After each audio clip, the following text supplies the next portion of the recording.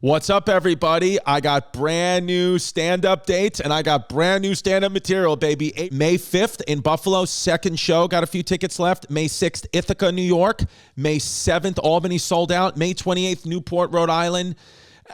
We got the Late Show, got some tickets left. And then September 22nd in New York, sold out Radio City. September 23rd, Theater at MSG is getting close to sold out. So if you want to be at that show and see me in New York City for the only time this year, you have to get the tickets now at chrisdcomedy.com, Hulu Theater, MSG. Also at chrisdcomedy.com, we got brand new merch up there. If you guys were at my Boston shows and you like that Chrissy Chaos shirt with the Celtics logo, we got it up there right now. We got Saturdays are for the sweet shirts up there. Of course, Anxiety Tuesday shirts, which everybody loves. T-shirts, sweatshirts, everything you want. chrisdcomedy.com for everything. And patreon.com/chrisdcomedy, where all the magic happens. We are really putting a lot of love and energy into those episodes, so you will have a good time, baby. This is the new me.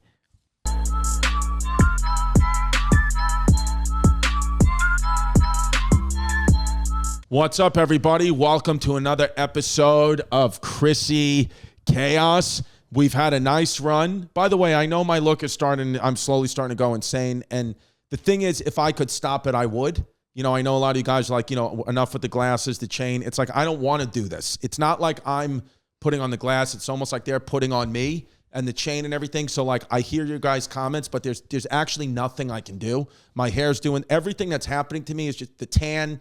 And I don't want to be this guy, but it is what it is. And we got a great guest. We've had 3 great guests and Joe DeRosa.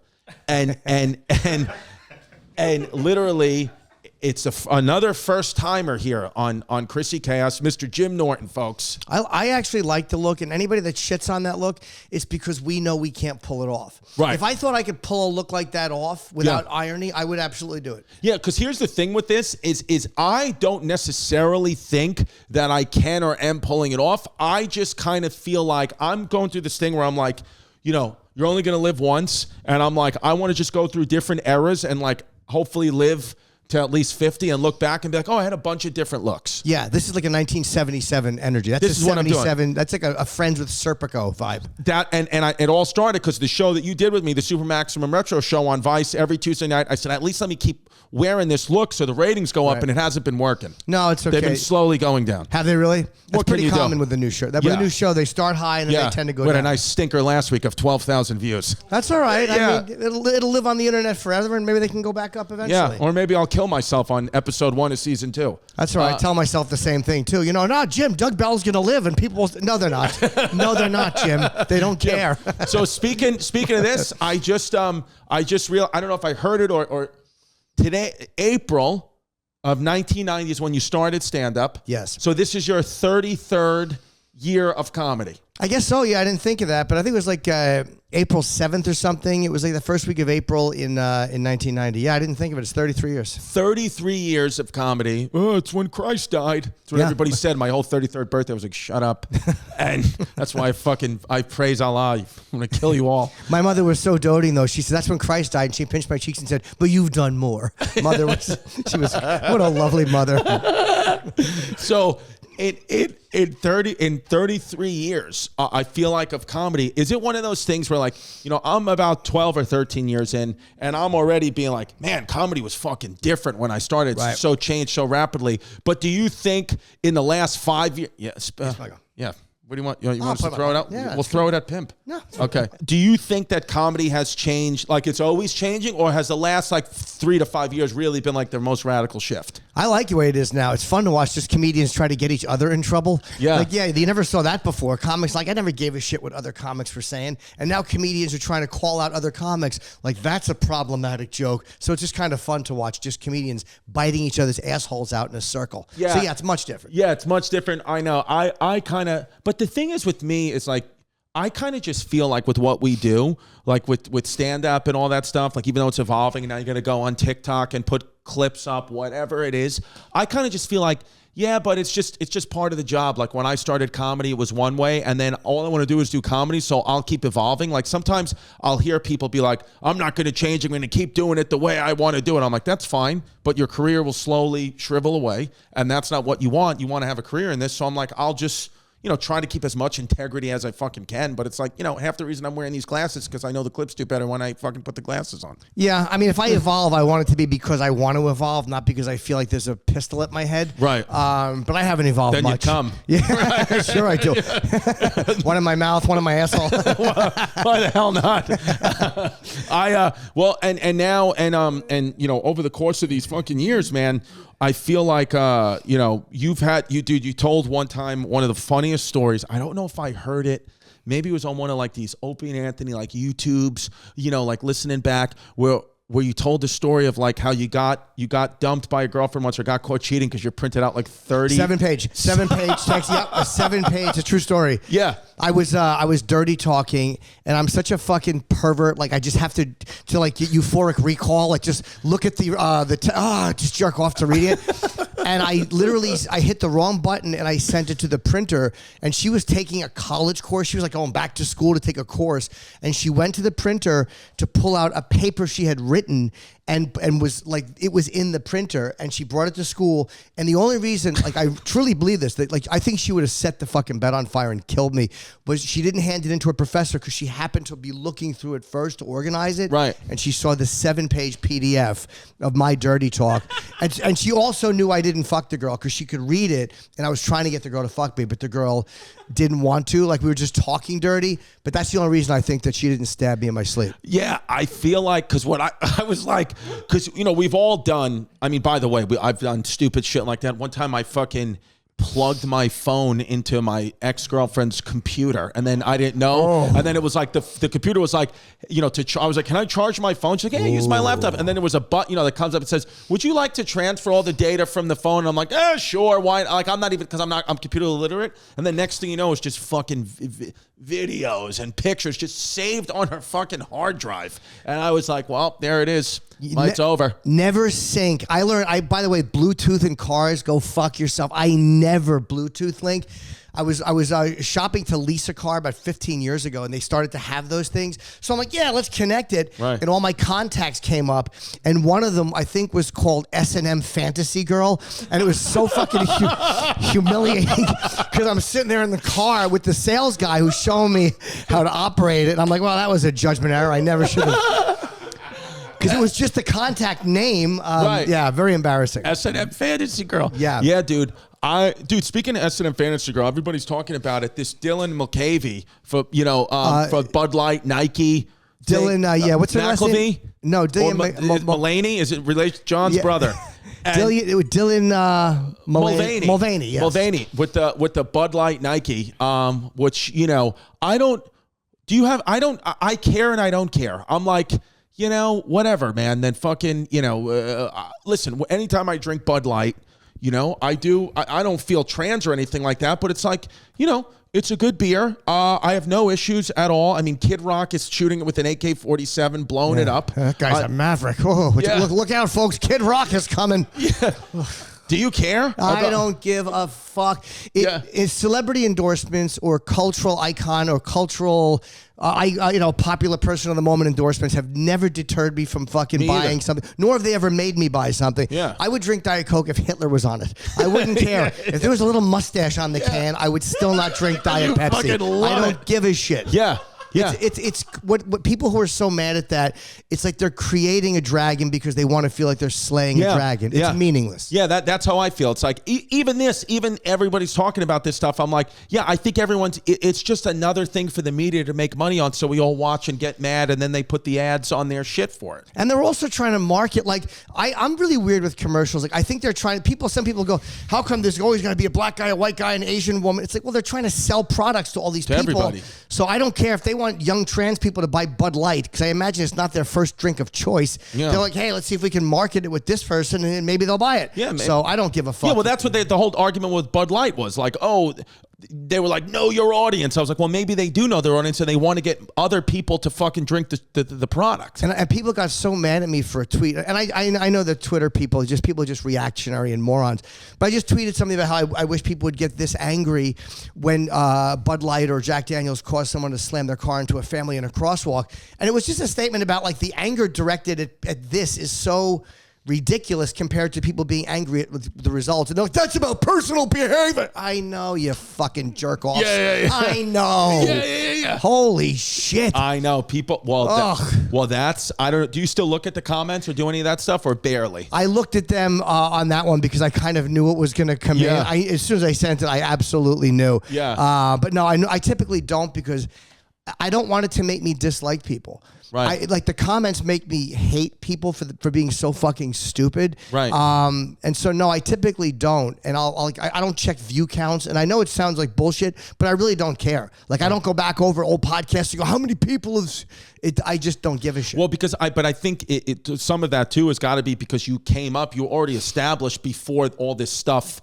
Like you really didn't need it as much as the other people, because I feel like, with social media, when my like brain was formulating as an adult with social media, and then it's like almost became like a part of like my DNA coding, where I just wish I was born a couple of years earlier, where it's like, then it's like certain guys, it's like, it's not a part of that. Like, I really do believe you when you're like, I can just shut it off and not look. But if like Pimp said that to me, I'm like, no, that's not true, because it's a part of our fabric. I appreciate your reasoning about like, I was doing well before that. That would be a very noble reason. However, I just don't need a numeric confirmation that I'm finished. Yeah. I know I'm done, folks. Yeah, dude. You had all that Terry Schiavo sticking cannon or pussy money. That was a great bit. I remember literally sitting at my grandfather's house in his hospice bed. I swear to God, and just fucking watching at home, and then just having your special, and you just I'm dying laughing because you're saying Terry Schiavo sticking cancer to pussy. And my aunt came in, and she was like, "What is this?" I was like, "Oh, it's Jim Norton." And then you were doing that bit. She's like, "This is disgusting. Your grandfather's listening to that while he dies." I was like, he's probably fucking dying laughing. She was right though. It was disgusting, but it made people laugh, so I was happy to do it. Fucking great. So another thing too that I think about, podcasting and the radio are it's the same. We're out there. It's different stuff, but it's the same from my point of view, because it's like what I'm doing every week is talking about, just trying to come up with things to talk about, trying to almost times you have to like not fake care about stuff, but like I have to get animated about things I really don't care about. And then for me, what happens is the best stuff is usually when I'm talking about something personal, family, friends, whatever. And you've had to do that for 3 to 4 hours a day, every day for years. And I just want to know, like, were there any like relationships with people or things that like you ruined a relationship with someone because of something that happened on the radio? Yes. It's the first time I was on, actually, it's one of those things where like the personal shit comes out on a slow news day. Like if something's slow, if you got 3 hours to kill, if Trump gets caught fucking banging a hooker, it's like, oh my God, we'll talk about that. Yeah. But if there's nothing going on and you're like, August is a bad one because everyone's on vacation, there's not a lot of shit happening. Yeah. So then you're like, you're like, I fucked my cousin. Exactly. Well, he fucked me. I mean, one thing I won't do is lie. One of the first times I was on, Dice brought me on, and he used to love the golden shower stories. I would tell. They were true. And there was a girl I had dated, and I had her piss in a cup, and then I had her like help me drink it. Like there was something about her making me drink it. And she was so mad at me. She's like, my family heard that. I never mentioned her name. Like I'll change a lot of details about people. Right. I'll change where I knew them from. A lot of times the years. Right. Sometimes the gender. I've changed a lot of details because you don't get sued for that shit. But this was in the very beginning, and I just mentioned this thing, and her family tied it to her, and it was very embarrassing. She hasn't spoken to me in. That was the first time on Opie and Anthony was probably 2000, so that's about 23 years. And she hasn't spoken to you at all? No, maybe once after that, but I think she hates me. And you apologized, and that's all we can do, but if they're going to carry it, they're going to carry it. I feel bad, though, because she was nice and a private, and I was never trying to embarrass anybody. Like, my father called me, too, and he goes, so your mother and I were listening to the radio. And I'm like, oh, you were? And he goes, yeah, I told her you were just kidding. And I could hear in his voice that he was begging me to say, I was just kidding. I'm like, of course, Dad. I made it up. He's like, yeah, no, that's what I told her. Yeah. We both knew that I was a piss drinker, but I had to change. But it had to be fixed so they could live with the fact that I'd said that. I do have one question. Go ahead. Sure. Did your parents ever find out about the pregnant prostitute smoking crack in the basement? No. That was me and my buddy downstairs. My grandmother had died. She used to live in the basement, and when she died of a heart attack, so I began to use it as a sexual liaison. Same bed. Same bed. The old crow needed nitroglycerin in. What she did? Is it from the vaccine? Did she have myocarditis? 1987. Yeah. Yeah, she had a heart attack, and I gave her nitroglycerin under her tongue.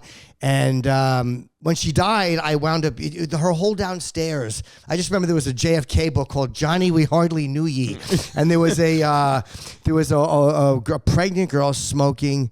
I didn't know she was going to smoke crack. Right. She just lit up a crack pipe, and my parents smelled it. They're like, what was that? I'm like, I don't know, because it was such a weird smell. It's not like pot. Right. But yeah, that was a very jarring experience. Yeah, dude. Some of your childhood stuff or like teenage stuff.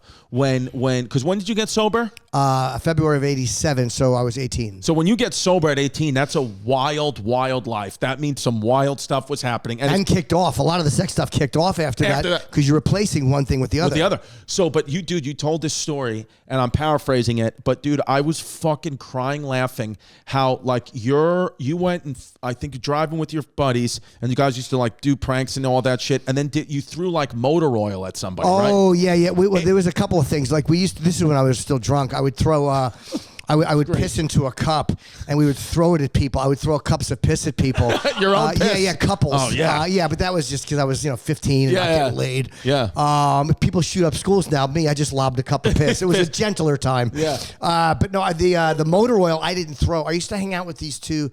There's always like 13 or 14. I played Asteroids at the arcade, and there was this older guy, a bodybuilder, and his younger brother who was my age. And they loved how good I was at this video game. So we became friends. And he would drive us around. And me and Mike, who was the brother, we would always like, Mike would get... we would take Tupperware things of motor oil and dump it in people's cars all over like the fucking, the dashboard and like where they were going to sit. We would just take motor oil. And I remember we were driving, and we drove by this guy walking with a bear shirt. And I remember Stanley was the guy driving. Mike goes, "Hey, Stanley, let's throw some motor oil on him." And Mike wanted to pull over, and he wanted to drain hot motor oil out of the... Would it cause like a medical emergency? Yeah. But so I think that was one we avoided. But he did throw Chinese mustard at a woman. And I'll never forget, he goes, "Hey, whore, have some mustard." And when he threw it, she waved, not knowing what it was. Oh, spicy. That's spicy mustard, yeah. Oh, my God, dude. I mean, because the shit that we do as kids, like, because now, by the way, you would still do that, but they would film it and put it on TikTok. Oh, yeah. And it would be a whole thing. I remember, like, when we were kids, we would go around. One guy had a car, and I was same thing, 15, 16 years old, and somebody had a slingshot. And we just thought it was hilarious that this guy had a slingshot. So we got these marbles from like a dollar store, and this kid got so good at the slingshot, we would drive up to like a bus terminal window and just fire a marble. Like this, it would go like 80 miles an hour and just break these panes of glass. Just break these panes of glass all over like Ridgewood, Glendale, whatever. And then I'll never forget, dude, we broke like 20 of them. And this was like my first time I saw this, when I was like, oh, I guess, things kind of sometimes aren't always what they seem, and like racism does exist. Because we were breaking, it was me and my 3 white friends, and then all these things broke, and then it said, and then the I think the newspaper was called the Glendale Register. Like 3 weeks later, it said Puerto Rican gang breaking bus terminal windows on the loose. And I was like, what? I was like, I like Puerto Rican girls, but none of us are Puerto Rican. And I was like, and we were sitting there being like, who the fuck do they think is breaking the bus terminal windows? But the answer is nobody. They just were like, it has to be the gang of the Puerto Ricans. Or somebody saw you and thought you were Puerto Rican. Somebody might have seen you driving. It was with at night. These glasses and chain. 100%. Yeah. Carlito. Chrissy Carlito. Yeah. All right. So there's this new service out there called Honey. This thing is awesome. It literally, it's a shopping tool that it scours the internet for promo codes, and it applies the best one for you, and then it applies it to your cart. So it does all the work. It's like the old lady with the circular in the supermarket. Now it's just on the internet. And so what are you going to do? Manually search for coupon codes and do all that? You don't have the time for that. You go to Honey. That's all you got to do. They're screaming outside for it. All you got to do right now is, first of all, Honey, it doesn't just work on a desktop. It works on your phone, anything. All you got to do, you just activate it on Safari on your phone, and you save on the go, and then that's what it is. So, it's Honey.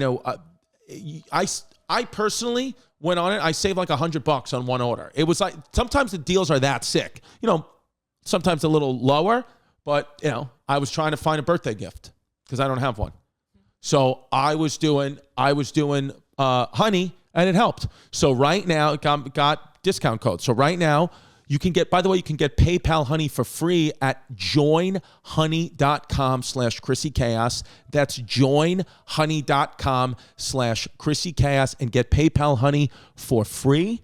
Because if you're not using this, you're definitely missing out. And by getting it, you'll be doing yourself a solid and supporting the show. And that's what I really appreciate it. Use the discount on me. Who cares? Yeah, no, because I think, by the way, you mentioned the arcade stuff. Do you know the arcade thing with Jim? What arcade stuff? The Guinness Book of World Records thing? No, I didn't make the Guinness Book. I was fighting for it. I played 10 hours on a but quarter. I was going to say, but I know, but it was crazy, right? You played 10 hours on what? One quarter? On a quarter. It was January 25th, 1981. It was Super Bowl Sunday. The 49ers and the Bengals were playing. And I went to this arcade in North Brunswick and played for 10 hours on a quarter. So the local Home News Tribune wrote me up. And it was so funny that on that day, I finally saw my picture in the paper. 2 stories over was Ozzy for biting the bat's head off. So the first press I ever got was me, Jimmy Norton, and then there was this woman, and then Ozzy's picture for biting the head off the bat. Were you a fan of Ozzy before that day, or do you think that subconsciously connected you to your love of him? No, I think I liked him, but I was more of a Kiss fan. If you, it's Ozzy retweeted it actually. Like I think on January 25th of this year, he put it on his Instagram or whatever. But you can see me at 13 with my fucking little cap on and my glasses. And I remember I showed Nick DiPaolo because we looked at that picture on Tough Crowd. He said I look like Adrian from Rocky, and I can't look at that picture of myself without thinking, see if there it is, right there, yeah. Wow. Yeah, that's me when I was. That's me when I was 13. Oh my god! You look like fucking Adrian. Adrian. Right. Were you drinking back then? By then? Yeah, but it wasn't as bad as it got. But yes, I was. Was it just alcohol? Or was it other drugs and stuff? I liked drugs, but crank was big back then. What's crank? It's like it was a speed that you'd snort, but it would burn going up your nose. Okay. I mescaline. I never did acid because people thought I was too high strung, and I preferred alcohol. Right. You out and.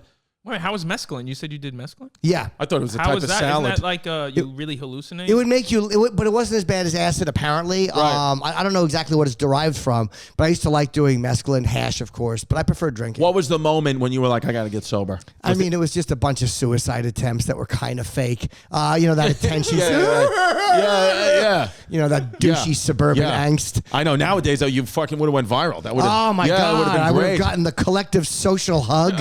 We feel you, Jim. Yeah. But no, back then my friends were like, what are you, a fucking douche? And they were right. You're like, I got to go to rehab. Did you do a cold turkey or you went to actual rehab? I was sent to rehab after one particular little wrist shaving incident. And it was January to February of 1986. The Challenger blew up. I was in rehab. So no, it was like the beginning of January to the beginning of February. And I drank for another year and got sober. Yeah, good, man. Well, we're fucking, because I feel like, so many guys that, I grew up with, it's weird because like I grew up with so many, listening to all you guys, and all you guys were talking about sobriety. I never, had an alcohol issue, but now it's like almost none of my class of comics have really nobody's sober. If anything, they drink more. I don't know like what changed, but don't you feel, Pimp, like my class of guys are not? Most of them are sober, dude. Nate was sober. Soder's sober. A lot of them have become sober, I think. I mean, Shane's not sober. Shane's Oh, no. actually, what? Tim's sober? Oh, yeah, I guess most are sober. What a stupid point I brought up there. Well, no, but you don't think of it because you just think of the guys like Mark or Sam Rilk who drink, and like you're like, yeah, my friends. But when you're thinking of sober people, like, yeah, there are a lot of them. But a lot of times you don't know they're sober because you don't notice someone not drinking. You notice them drinking. Right. So you know your friends that get fucked up. Yeah, I know. I don't know, man. I never really got into. I just started doing edibles recently. We took some edibles. Do you like them? Edibles break sobriety, though, for you, right? Yeah, you I can't do any. anything. No, I wish I could, but I can't. Do you ever have any? Do you think before you die you'll do like you think you'll ever just get a taste of something again? No, I mean I hope not. I mean, but like it's not that I don't want to. But I know what would happen, and like I'm just too compulsive, and I just know I'd be a fucking douche. I'm not like do jujitsu on pot fucking guy. Like I can't smoke and then be creative. Like I was a fucking paranoid little coward who would just hide in the room and think people were coming. Like I'm mentally ill when I get high, so I just don't do it. Now I know you're considering testosterone. Is that breaking sobriety? No, because that's not that's not meant to like make you feel stoned. That's just to, so I don't feel like a complete fucking shellless turtle in my house. Yeah, I need a little bit of muscle mass. Dude, we were talking. We've been talking about testosterone a lot on the show. I know a guy who got it surgically implanted in his ass cheek. I've heard of that. And then it pumps in over the course of 6 months. And I gotta say, in a month, he looks pretty good doing it. But I don't. It feels like is your testosterone when you go to the doctor actually low? My regular testosterone is fine, but there's something called free roaming testosterone, which is less than it should be, which happens when you get over 40 and over. I'm 54, so you just start blasting tests. Yeah, a little bit though. I don't want much. Like I don't want to get jacked. I just want one that will give me a little bit more energy. And kind of Anthony is on it, and he told me he loves it, and obviously Rogan and Bert and all those guys, they hooked me up with their guy. Yeah, and you look good because you were. I remember I saw you, because you had lost so much weight, and then I saw you after the pandemic, and you still were still so thin. But I was like, oh, you look good. You said, no, I'm getting fat from eating pretzels. I was. I fattened up. That's what you said. I am such a fucking fat little. I ate a lot. I put weight. I was almost 190. I mean, I was really fucking heavy, and I needed to get down to like 155. So I dropped most of that, and then put like 8 back on or 10 back. So I'm still fucking self-hating. Well, yeah, right. But you know how it is. You just fucking your side fat. But even when you were the thinnest at that 155, you still probably self-hated, right? I was 137 at one point. I was AIDSy. Like I was gross. I look at myself and I was ultra skinny. And once in a while it looks good, but I was fucking creepy. I understand like my little weird, but like I was way too skinny. There I look fine, but I look at some of those pictures and I was almost way. When you were really heavy, was it just, because, obviously it wasn't alcohol, was it just eating like no filter, just nothing stopping? Just a blubbery edging pig. I would just jerk. That's the name of the episode, Blubbery Edging Pig. Yeah. That's what I was. Yeah. Tweedling my fat tits, jerking off to porn, not exercising, eating, anything to fucking fill the hole. Yeah. Yeah, and then you just, it's insane, right? How like you just have one day, because it is, or like even it's just a moment in your life where you're like, I don't want to feel this way anymore. And then you just start the fucking journey. It's a moment of clarity. It's a weird thing. And it's what, like I started going to the gym and I'm just like, don't weigh yourself. Don't do it. Just fucking go, you slob. Like, that's why I have to talk to myself. Like, right. I can't go like, you're okay, Jimmy. It's like, you fucking lazy pig. Right. Because that's what I'm being. Go to the fucking gym. So I've been trying to get myself motivated again. Can I talk you into intermittent fasting? Yeah, but I'm too weak for that. Like, I just get hungry, which I guess everybody does. But right. I know it works, but right. I've never been able to do it. Can you do pull-ups? Yeah, but I hurt I had 2 injuries in my arms because I was doing them every day, and I think I just overdid it. How many could you do in one clip? I was doing sets of 10, and a lot of times during you were doing 10 pull-ups at once. Yeah, but that's significant. They probably weren't like perfect pull-ups, but I mean they were good enough. And I would do, at one point I was doing like 10 sets of 10 throughout a workout, not in a row. Right. But I would do this, I would do pull-ups, then I would do push-ups, then I would go do crunch, whatever. Right. I was really good for a long time. Now we talked about Ozzy Osbourne. You're a huge Ozzy Osbourne fan. That was your favorite of all time, right? Yeah, favorite person. So mine's similar. Mine's Matty Healy from the 1975. Are you familiar with them? I'm not, but I would love to know. So Matty Healy from the 1975, is very beautiful British boy band. And do you have any advice for me when and if I meet my favorite singer, what to do, what not to do? Remember what it's like when crazy fans meet you. Like, I know what it's like. Like, I can tell immediately. Like, one guy met me and he cried. Yeah. And I was like, yeah. I guess it was after the show and there was no refunds. But no, once in a while you get like, I try to remember what drives me crazy. And what I have to remember is, nothing I say, I'm not going to have the moment with Ozzy that all of a sudden makes him go, oh my God, we need to be friends. Right. Like, that happened over years of interviewing him. Right. So don't expect to have a moment that is forever connected. Just have a nice moment, tell the guy how much they mean to you, and hopefully something will eventually develop. Well, that's my advice. Well, that's what I'm hoping something develops. Or tell him that if he doesn't call you, you're going to hurt yourself. yeah, you can do that too. I almost got to that level with this fucking guy. I went to their SNL. They did SNL, and I went to the SNL after party. Never been to SNL. Yeah. I went to the SNL after party just a couple of months ago, and I waited at the SNL after party until 5:30 in the morning for them to show up, and they never did. Tell him that. Yeah, and then I should. Yeah, and then I went home. I went home that night, and I got home at like 6:15 in the morning, and I'll never forget because I was with my girl, but I slept in my 7-year-old daughter's bed, and I just fucking held her because I was so upset. And she was like, "Are you sad, Daddy?" I was like, "No, I'm fine," but I literally was like crushed that I didn't meet these guys. And you feel gay in a way, but you're also like, I don't know, this because I think about the reason why I brought it up is because you, huge Ozzy Osbourne fan, get to eventually meet and befriend him, and then you're a huge Andrew Dice Clay fan, and then you wind up getting to know him and then open for him on the road, and you open it for him at Madison Square Garden too, right? Yeah, when he did it in 2000. Yeah, I toured with Dice from like 97 to 2000.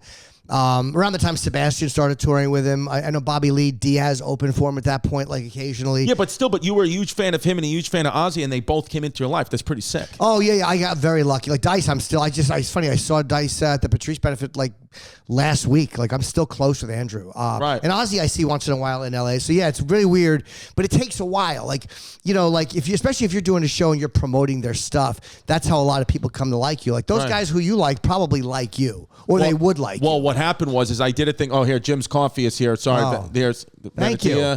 Here it is. Welcome. So we got Venetia just came into the room. How was Mom's birthday party? So fun. Okay, so that I can sense frustration. I'll probably get yelled at for this after the podcast. I would love to ask Jim about. Didn't you give Ozzy a birthday present and it just bombed? On Opie and Anthony, it was Ozzy. Ozzy was coming in for his birthday, and I wound up. Oh, you could. Thank you very much. I appreciate it, V. Thank you. Thank you. Straw. Good call and getting a straw. Happy B-Day, V's mom. Thank you. Yeah, I didn't know. I always put the straw. They make it that you could just sip it, but I still like to put the straw. I do too. It's my fuck you to them. Yeah. For trying to tell me about turtles and straws. Go I just fuck don't yourself. Care. Oh, fuck Jim Norton you. straws. Yeah, I like a good straw. So what? Well, we had an Ozzy in on his birthday, and I wanted to buy him a birthday gift. Okay. But I'm such a compulsive fucking idiot. I bought him a few Beatles books, and every time I would find one, I'd go, oh, that one. Oh, I'll get that one. So I brought them in, and O&A looked at them, and they're like, how many? Let's weigh those. So they made me weigh the books, and it was 18 pounds. I bought Ozzy fucking 18 pounds of Beatle books, and he's like, thank you, I really liked them. And then when he left, he forgot the books. And he left them. And then were the guys, they were just getting shit on. They fucking shit on me.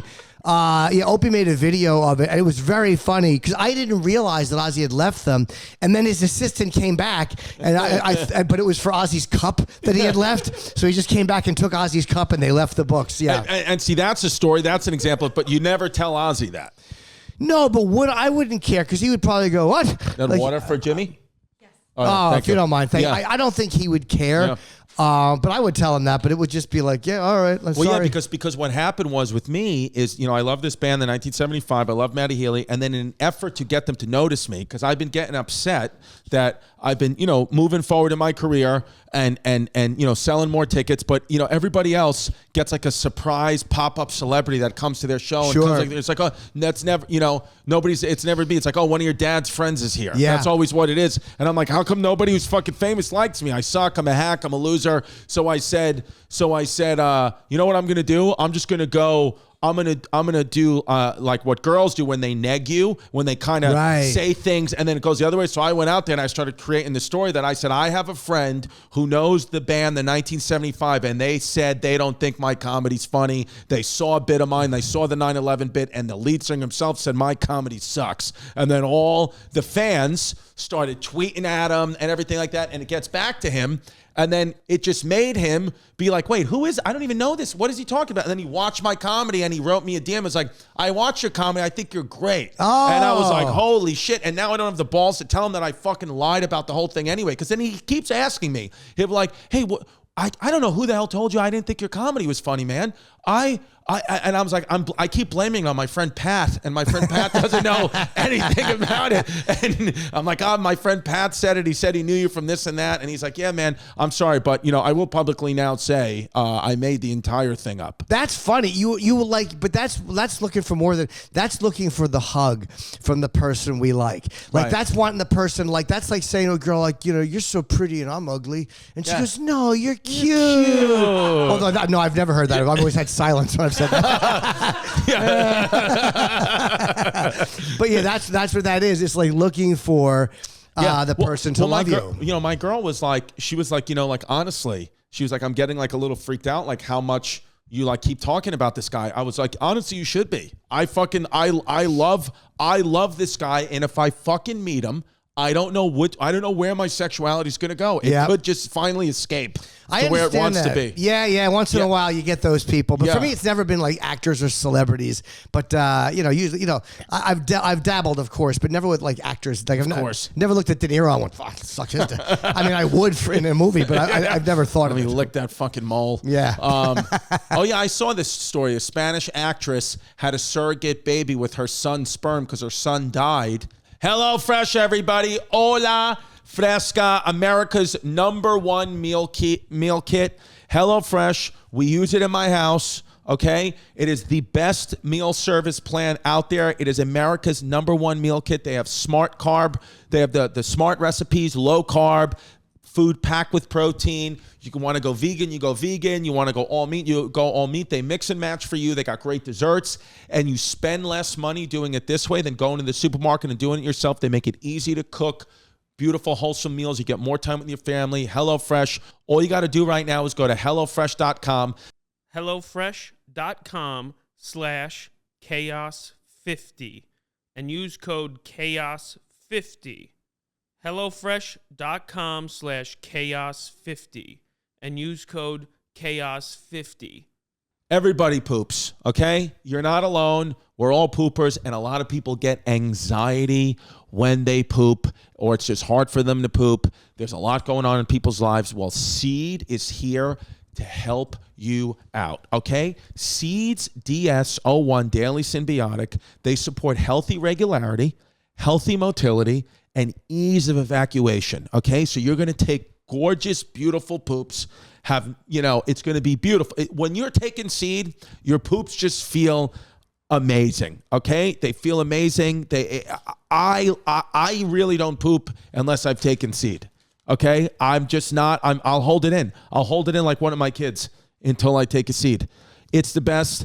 And they have 4 specific probiotic strains that have been shown to promote healthy skin and reinforce healthy gut-skin axis, okay? You know we're about the axis here. So right now, here we go. Pimpy, there it is. I want you to start a new healthy habit today. Visit seed.com/chaos and use the code chaos to redeem 25% off your first month in Seed's DS-01 Daily Symbiotic. That's seed.com/chaos. Use that code chaos. Take a good poop. A Spanish actress had a surrogate baby with her son's sperm because her son died, right? And then she took his sperm right before he died and then impregnated herself with her son's sperm. She wrung out one of his sheets. Put it like that. Oh, now. I mean, what do you think? Is it weird? Inbred? Is that inbred? Is it inbred? I mean, technically. Yeah, it's a good question. It could. Well, I guarantee you that child's got a higher rate of having some type of, birth defect. Yeah. It's hot, whatever it is. It's fucking hot. I like it. I know the mom. That's the thing. The mom is kind of really fucking hot. Of course, you see like an older hot Spanish lady. Yeah. And I'm like, yeah. I guess if my mom looked like that, I don't know. But what is? Leaked Pentagon docs show how U.S. has compromised Russian intelligence. We've compromised them. Apparently, like really bad. Like it seems like Russia's on the ropes. The thing is too with like what's going on too. Like even like I had one of my like my cousin's kids had their friends over and they're like 14, 15. And they just like talking about how America's weak and shitting on America. And I'm like, shut up. Yeah. We're still #1 by a fucking landslide. I mean, like when you watch these other countries go to war, you're like, I didn't know this. We give more money to our military than every other country combined times 26.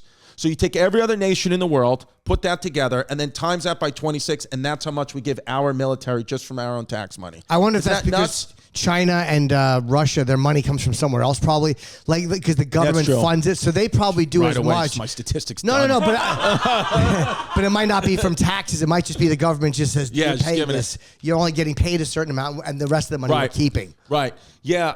I don't know. I don't fucking know. In a way, I don't care. I'm like, you know what? Then if we go to, first of all, you know, when people think about like invading this country, it's like nobody's going to invade the United States. That's not that can't happen. You have to go to the ocean. You have to get through the South. Like everybody's got a gun. But even if it did, if the army came down my block, I mean, what are you going to fucking do if the Chinese army came down your block? Just get killed. Yeah, there's not much you can do. That's the way I look at it. And if people talk about America, I always say we dropped 2 nuclear weapons. We're the only country to do it. Yeah. And I feel good about that. I feel like that makes me proud to be an American. Yeah, And I'll tell people that. It annoys people so much. They're bad-mouthing America. But we dropped nuclear weapons. Yeah. I'm like, you shouldn't be proud of that. I'm like, yeah, but I am. Yeah, but I am. It's feel fucking great awesome. about it. Yeah. Good for us. B, did you feel upset that you had to leave your mom's birthday party to come be here? No. I'm so happy to be here. I just was helping out with a gift situation that did not go successful. What happened? I FaceTimed you to try to get identification so they can release the product, and they wouldn't let me. So excuse my energy. It was really that. I'm tired. Sorry. It's okay. No. Not you. They wouldn't have still let me take it.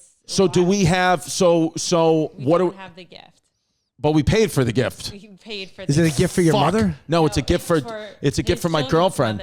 Yeah, for next week is her birthday, and I forgot again. Oh yeah. And so we had V, the resident biological female, as we're all transitioning, but the resident biological female got our Jazz a gift, really great gift. We paid for it. I saw that number come up on the credit card, and I fucking almost fell off hurts, the chair. Right? It hurts. And now we don't have the gift in hand, so we got a problem. What time does Prada close? 7 p.m. Okay, so we got plenty of time then. We don't. Why not? We have so much work to do today. Well, we did a Patreon already. We got Jimmy. Oh, it does close. Yeah, I guess we won't make. Fuck it.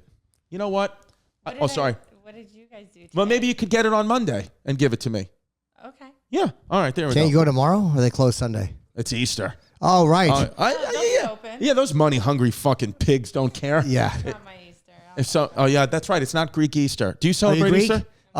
Yeah, no, I don't. It is Easter, so it's fine, but I don't have a lot of attachment to it. I don't care. I don't care either. I know my family is very religious, and I was the first member of my family to not put my kids through the religious sacraments, right. and I'm catching a lot of heat tomorrow for it. Yeah, I get it. Yeah. I mean, I'll get my girlfriend like some chocolate, a rabbit here. Fatso, enjoy. Yeah, fucking take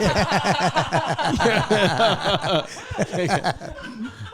What is this guy? Oh, this YouTube. Oh, okay. So this guy, he visits the most dangerous places on earth, and he got captured by the Taliban, which is fucking hilarious. Yeah. But what I will say is a lot of times, like this guy got caught, and so it can happen.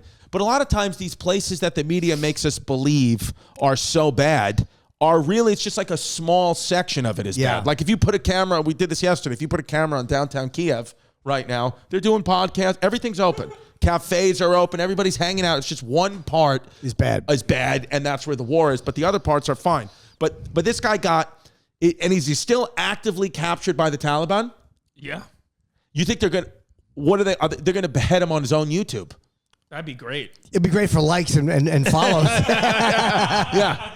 Yeah. That's his last words. Hey, could you put this on my Patreon first? Saw through his fucking head. I know. I kind of feel like, with stuff like that, where the Taliban.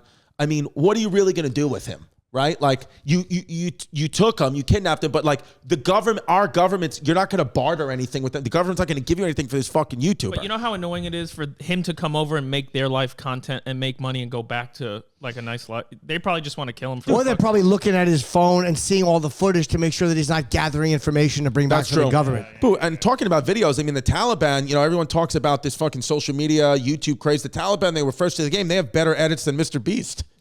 The Taliban was editing videos and fucking putting shit out there. They were some of the first viral videos were Middle East Taliban videos. Yeah, they know how to make a thumbnail too. It's like guy with sword, severed head on its side, title. They do it in threes. Yeah. I'd like to fucking pay them to put some of my tour dates at the end of some of these videos. That'd be sick. Fucking yeah, man. I mean, if you think this guy feels bad, go see Chris. Yeah. Go see me. I'm not sold out at the fucking Rhode Island Comedy Festival. Do you check ticket counts? What I have now is I have a system in place because it was just really so consuming to me. Is I got somebody who runs my social media. I don't see.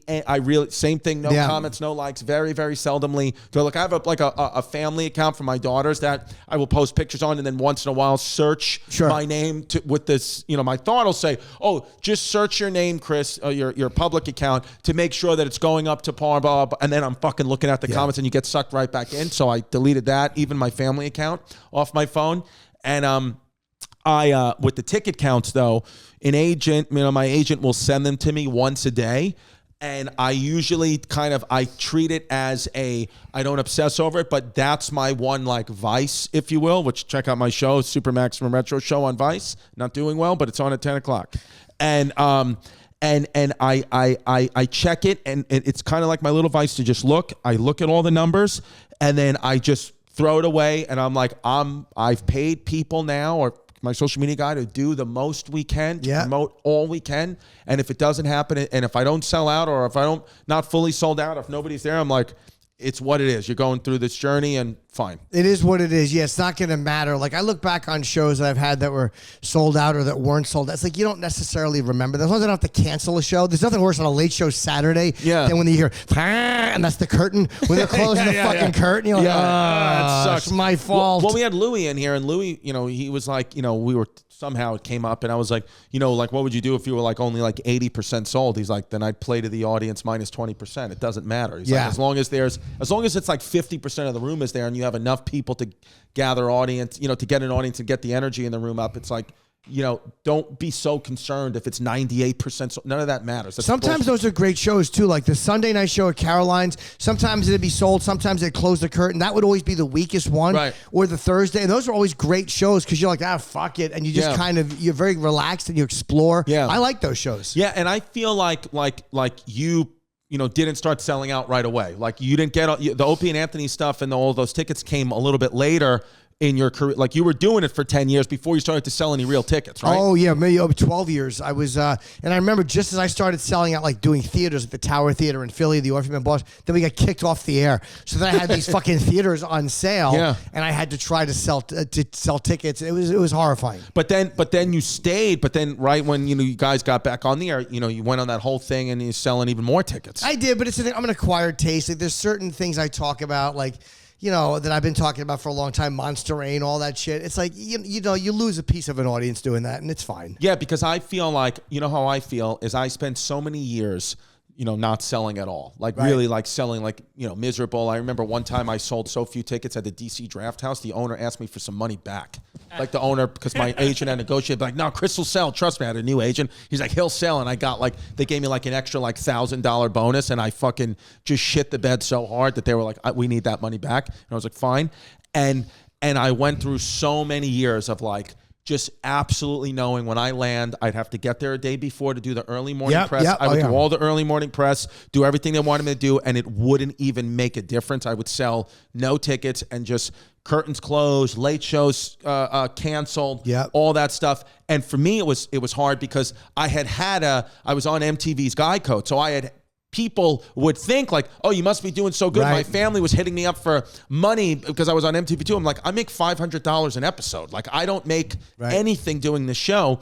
And then they would think, and then like, that my family would come to my shows thinking, oh, my family members is fucking, comedy star. He's on Guy Code and people on that show. And then they come to my show and there'd be 8 people there, and they were worst. 6 of them. When people in your life come to a show and it's half empty and they're like, oh God, I thought you were a somebody. Yeah, shit. Oh no, you're flopping. Yeah, I've had that a lot. So now I'm like in a point in my career where like the shows are selling out and like they have moved to theaters and like the things are moving, and I'm just I feel like I'm happy that it happened. Like I've been the same thing 12 years 12 years now doing this, and I'm like, because now I feel like even if it went away, even if I lost and I have to go back to those half sold out shows, to get a little bit of an experience of being like, this is what a sold out theater feels like, and it was your name that did it. I'm just happy for that, because I almost feel like we all know, like eventually, like nobody can like even Kevin Hart at some point will go It down. ebbs and it flows a little bit, Right. and believe me, I'm in an ebb. It happens. Sounds like a slur. But if this is as bad as it gets, I'm fine with it. Like, because I'm still happy with where it is. Some gigs still sell out. Like, I know I need to do the next thing and move forward. Like, I'm aware of that, but I'm okay with it. Like, I like where I'm at right now. If this is like this is kind of like the lower point, then I'm totally fine with it. Yeah, I kind of feel like it's like anything else. Like it's almost like if you stayed at the top for all those years for your whole career, it's almost like not good. You lose like a sense of who you are. So that ebb and flow is like healthy, very healthy stuff. But I have to learn how to understand that the money that I get now from a theater, the check that they give me isn't actually my money at all. It's 20% of it is going to the manager and agent, and then 50% of it's going to taxes. So whatever your money is, you have to, like my accountant was like, what you got to do is get that check and then put 60 to 70% of it in another account that you don't touch. And I was like, I'll do that. And then I never do that. Do you have somebody take care of your taxes though? You got to pay them. I have an accountant. Yeah. Well, because he's always telling me, he's like, are you doing that 70% rule? And I tell him every time he asks me, yes, and I haven't done it once. And then it's the same conversation at the end of tax season when I literally get obliterated and I have next to no money. Did you buy a place or no? I bought a home. Yeah. Yeah. Smart. Yeah. But I'm probably gonna have to fucking sell it because I'm taking a fucking trip to Sicily next week. I spent without Prada glasses. I spent a tremendous amount of money on sex over the years, like a lot. Yeah. I don't need more. It's been like 4 or 5 years. Like my mortgage was your sex work. Yeah, it was bad. Over the years, it was bad. I mean, but then I would always say, hey, a kid is more expensive. Right. Like, you know what I mean? Getting somebody pregnant, having a kid. Oh, I thought you meant a kid prostitute. Oh, no. I'm really happy you clarified that. That's what I was saying. These fucking are so expensive. They're little hands. That would have been the clip just, with his face like this in the paper. No, getting a girl pregnant and having a baby for 18 years, you got to pay. That's how I always justified it to myself. Because I was like, hey, you're not, this is money that you're not spending like on some kid's college education or whatever. But, I'm out of that for years now. So I saved a lot of money. Yeah, I know. See, I've still never paid for sex. And it's not that I have a stigma towards it or anything like that. I've just never had the balls to do it because I always think that it's a police. It's the cop. That's a cop. If you pay for sex, that will be an undercover female or male officer, undercover, and that is a cop. But I do want to have experiences now in life. I'm at that point where I'm like, I'm getting 38, going to be 39, got my kids. I'm like, I've been like a prude a lot. And I'm like, I want to do things. Like I want to pay for sex. I'm not even opposed to the idea these guys make fun of me. I'm not opposed to the idea under medical supervision of smoking crack and seeing what that feels like. See what it feels like once, But it does feel good. That's why people get hooked on it. Right. It doesn't suck the first time. It's amazing. Or nobody would do it a second time. It's a home run. But paying for sex, do you think when you would do it, were you ever nervous about it? Always, but it was more about feeling worthless and like I had nothing to offer and maybe she'll like me if I give her money. Like, I always tried to date. You know how many girls? Date a prostitute? Oh my God! You have no idea how many times it happens. I didn't care. No, because I never judged that stuff. Like I never felt bad about it. Like. But like I would fall in love quick, and I would try to make relationships out of it, and and it's not, but now you're in a relationship, so you don't got to do any of that. Now I'm fine, Plus it's been you get older, you get done with it. You know have what I mean? A favorite prostitute when you think about maybe? There was, there's been a few over the years who I've seen so regularly. One of them's on the cover of Bud Light. There was one who I used to see in Vegas. And she would call herself Nurse Pig. Oh, Joe DeRosa? And she would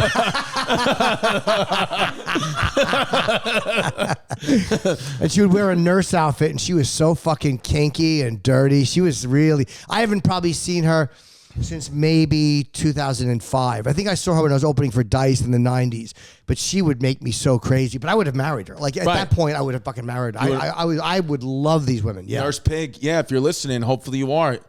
That would be because I think that, like my question would be to like, even like, Jazz, like just for a 40th birthday gift, let's say, if an experience, if you love me and I have an experience that, again, you can supervise, if I want to have with a prostitute, I want to get a prostitute. Sure. And do something like that. What do you think of that?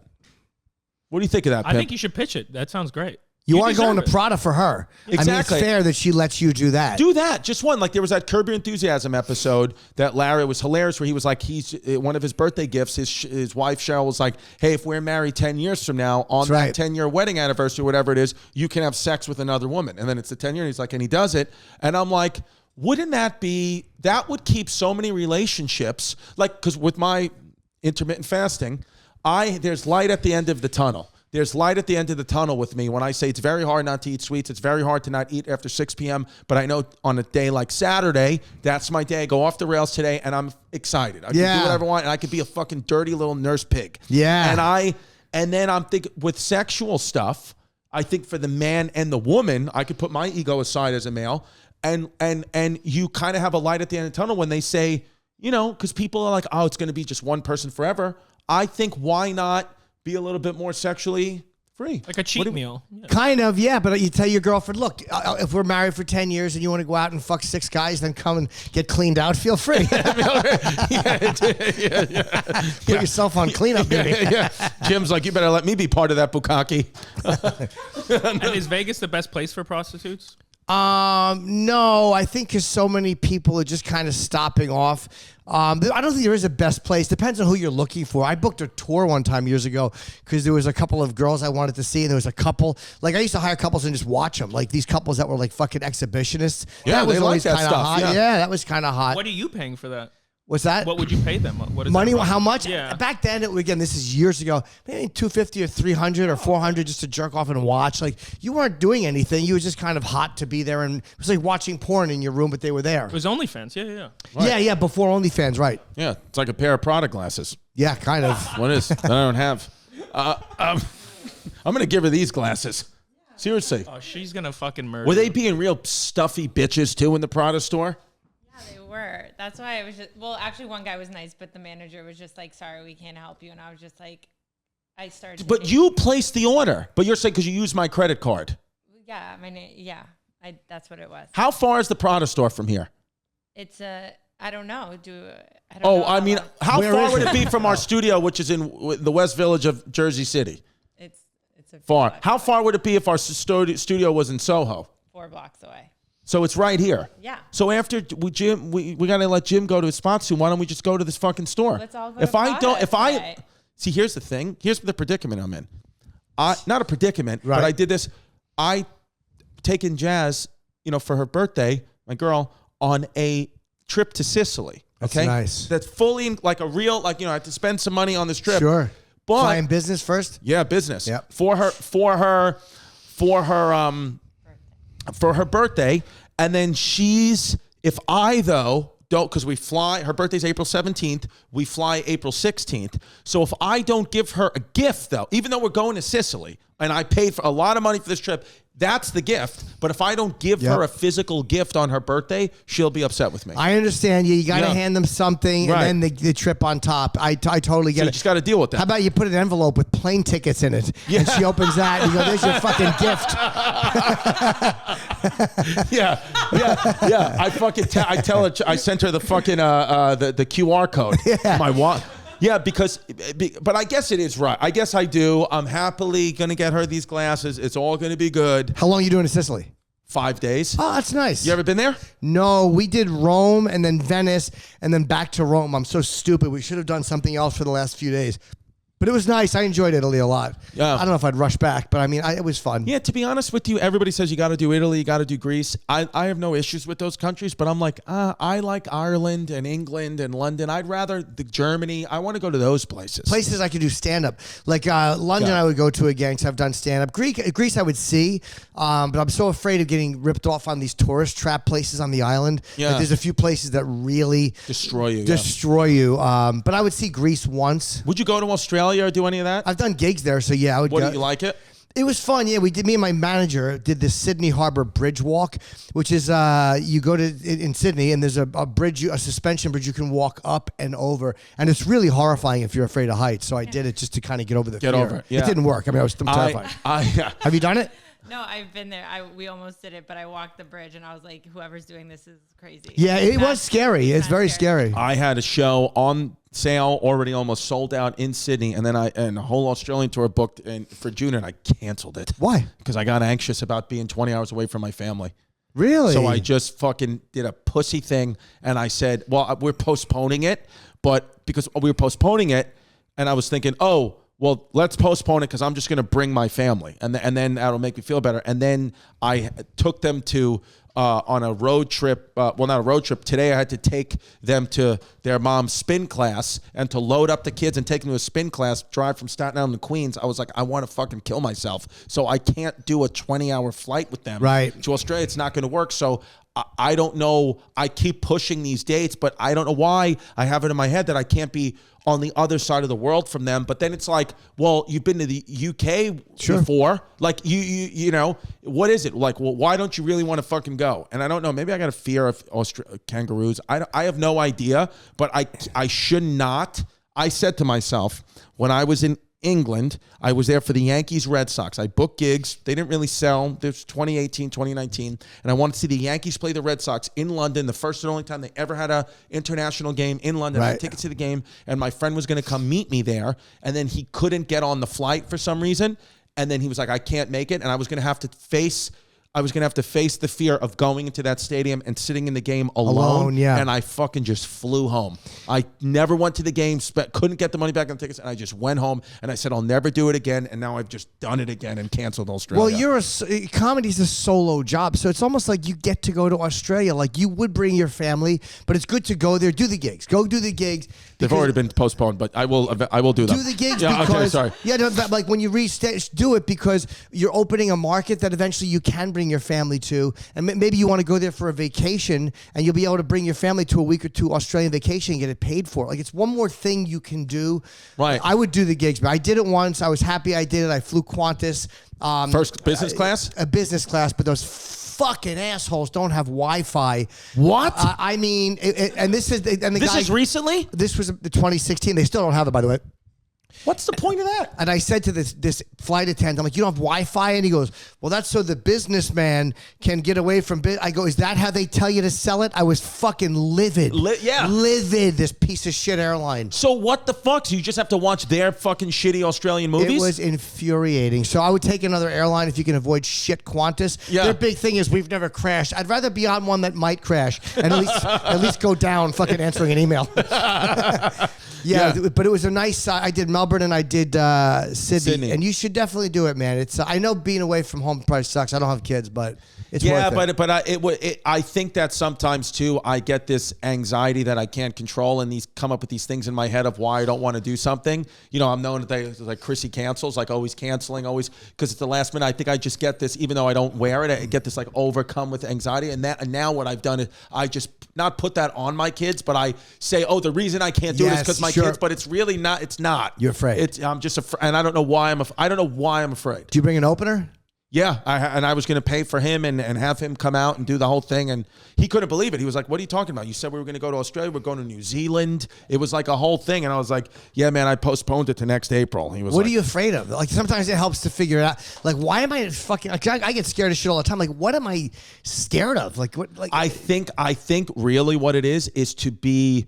Like, I was a kid when I got into multiple basketball camps that were like, sleepaway camps, multiple times opportunities I had to like study abroad, go to China, do all these things, and I never did it because really, truly, whenever I leave New York City, like any of the boroughs, I get a real anxiety. Like I watched this documentary. I forgot what it's called. It's small. It's like not, you can't even find it anywhere. It's like, might have been like, I think it was a Friends documentary that they made about this guy who lived in Soho, in the Soho area, and for he died when he was 80. For 55 years, did not leave a 3-block radius of Soho because he said, if I leave my neighborhood, I get an overwhelming anxiety and I can't understand it. And I'm not there yet, but I do worry because he said it just got worse as life went on. And I do do worry, am I going to be that guy that I have this uncontrollable anxiety? I can't explain it. I just can't leave New York. Yeah, it's like a more comfortable agoraphobia. Like, I'm not afraid to leave the house, but I'm afraid to leave this city or this radius.